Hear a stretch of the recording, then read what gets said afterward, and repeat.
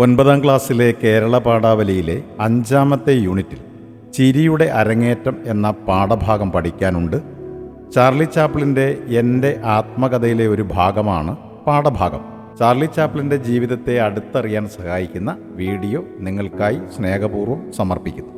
എനിക്ക് മഴയത്ത് നടക്കാനിഷ്ടം, കാരണം അപ്പോൾ ആരും എൻ്റെ കവിളിലൂടെ ഒഴുകുന്ന കണ്ണീര് കാണില്ലല്ലോ എന്ന് പറഞ്ഞുകൊണ്ട് തന്നെ ലോകത്തെ കുടുകുട ചിരിപ്പിച്ച കലാകാരനാണ് ചാർലി ചാപ്ലിൻ.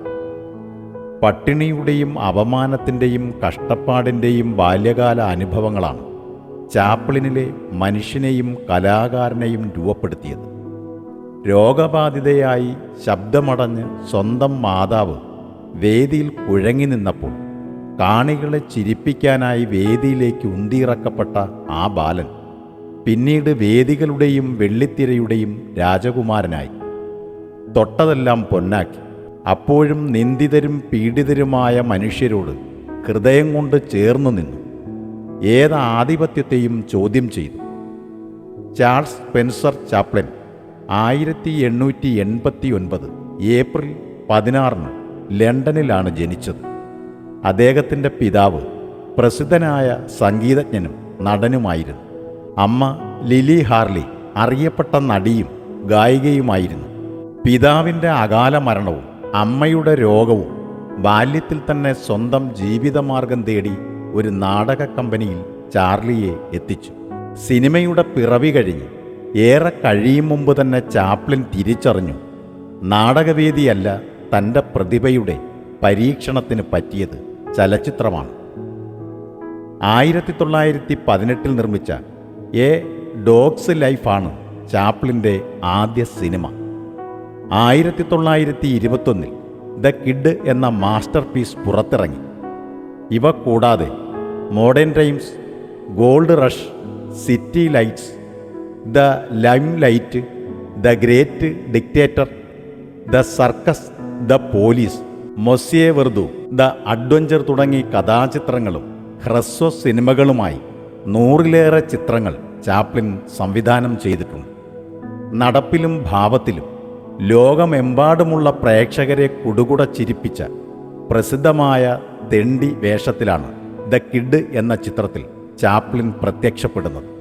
ഈ ചിത്രം നമ്മെ പൊട്ടിച്ചിരിപ്പിക്കുമ്പോഴും അതിൻ്റെ അരികുകളിൽ കിനിയുന്ന കണ്ണീര് നമുക്ക് കാണാതിരിക്കാൻ കഴിയില്ല.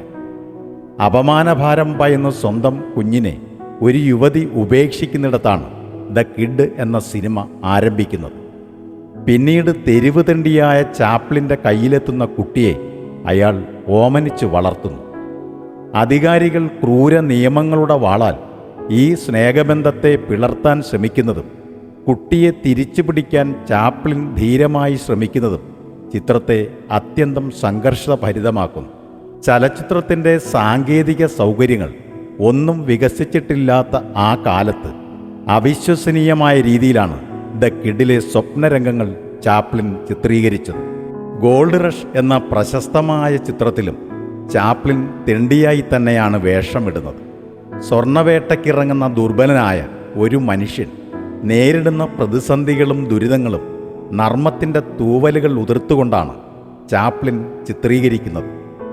മഞ്ഞുമലകൾക്കിടയിൽ ആഹാരമില്ലാതെ ദിവസങ്ങളോളം കഴിയേണ്ടി വരുന്ന ചാപ്ലിനും കൂട്ടുകാരനും ഒടുവിൽ ചാപ്ലിൻ്റെ പഴഞ്ചൻ ഷൂ പുഴുങ്ങിത്തിന്നുന്ന ദൃശ്യം ചിരിക്കും കരച്ചിലിനുമിടയിലുള്ള ഭാവമാണ് നമ്മിൽ സൃഷ്ടിക്കുക. അപ്പോഴും യൂറോപ്യൻ ഭക്ഷണരീതിയുടെ ചിട്ടവട്ടങ്ങൾ പാലിക്കുന്നതിലൂടെ ചാപ്ലിൻ പരിഹസിക്കുന്നത് മാന്യതയുടെ കാപട്യങ്ങളെ തന്നെയാണ്. സിറ്റി ലൈറ്റ്സ് എന്ന ചിത്രത്തിൽ തെരുവിൽ യാചിക്കുന്ന അന്ധയായ യുവതിക്ക് കാഴ്ച കിട്ടാൻ തെണ്ടിയായെത്തുന്ന ചാപ്ലിൻ നടത്തുന്ന പരിശ്രമങ്ങളും അവൾക്ക് കാഴ്ച ലഭിച്ചപ്പോൾ അയാളെ തിരിച്ചറിയാതെ പോകുന്നതുമാണ് പ്രമേയം. തുടർന്ന് വന്ന മോഡേൺ ടൈംസ് ചാപ്ലിൻ എന്ന പ്രതിഭാശാലിയെ ലോകമെങ്ങും എത്തിച്ചു. ചാപ്ലിൻ സിനിമകളിലെ ഏറ്റവും ഉജ്ജ്വലമായ കലാസൃഷ്ടിയാണ് ദ ഗ്രേറ്റ് ഡിക്റ്റേറ്റർ.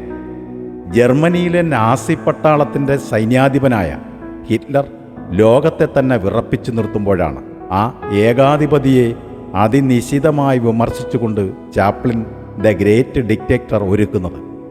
ഹിറ്റ്ലറും മുസോളിനിയും കഥാപാത്രങ്ങളാകുന്ന അവരുടെ ചെയ്തികളെ പരിഹാസത്തിൻ്റെ കൂർത്ത മുള്ളുകൊണ്ട് ആഴത്തിൽ കുത്തി മുറിവേൽപ്പിക്കുന്ന ചിത്രം ചാപ്ലിനെ ലോകമെമ്പാടുമുള്ള സമാധാനപ്രിയരുടെ നാവാക്കി മാറ്റി. സ്വന്തം ശരീരഭാഗങ്ങൾ കൊണ്ട് ഭൂഗോളത്തെ തട്ടിരസിക്കുന്ന ഹിറ്റ്ലറുടെ ദൃശ്യങ്ങളും ഹിറ്റ്ലറായി തെറ്റിദ്ധരിക്കപ്പെട്ട ബാർബർ അവസാനം നാസി പട്ടാളത്തോട് നടത്തുന്ന സമാധാന ഭാഷണവും ഈ ചിത്രത്തിലെ അവിസ്മരണീയമായ രംഗങ്ങളാണ്. ശബ്ദത്തിൻ്റെ സാധ്യതകൾ ചാപ്ലിൻ ഗ്രേറ്റ് ഡിക്റ്റേറ്ററിൽ പൂർണ്ണമായും പ്രയോജനപ്പെടുത്തുന്നുണ്ട്. ചാപ്ലിൻ്റെ ഓരോ ചലച്ചിത്രവും മനുഷ്യജീവിതത്തിലെ സങ്കീർണവും കഠിനവുമായ അനുഭവങ്ങളുടെ പ്രകാശനമാണ്. പക്ഷേ അവ ആവിഷ്കരിക്കുന്നതിനായി അദ്ദേഹം സ്വീകരിച്ചത് നർമ്മത്തിൻ്റെ ഭാഷയാണ്. അതുകൊണ്ട് തന്നെ ഭാഷയുടെയും ദേശത്തിൻ്റെയും സംസ്കാരത്തിൻ്റെയും അതിർവരമ്പുകളില്ലാതെ ആ സിനിമകൾ ആസ്വദിക്കപ്പെട്ടു. ഉന്നതമായ ഹൃദയവികാരങ്ങൾ ഉണർത്തി പ്രേക്ഷകരുടെ മനസ്സിനെ വിമലീകരിക്കാൻ അവയ്ക്ക് സാധിച്ചു. എത്ര തവണ കണ്ടാലും പുതിയ വ്യാഖ്യാനങ്ങൾ നൽകാവുന്ന നിലയിൽ സുഘടിതമായ ചലച്ചിത്ര ഭാഷയിലാണ് ചാപ്ലിൻ തൻ്റെ സിനിമകൾ നെയ്തെടുത്തത്. ചലച്ചിത്രത്തിൽ മാത്രം ഒതുങ്ങി നിൽക്കുന്നതായിരുന്നില്ല ചാർലി ചാപ്ലിൻ്റെ പ്രതിഭ. മികച്ച ഒരു സംഗീത സംവിധായകൻ കൂടിയായിരുന്നു അദ്ദേഹം. ആ മഹാപ്രതിഭ 1977 ക്രിസ്മസ് ദിനത്തിൽ നമ്മെ വിട്ട് പിരിഞ്ഞു.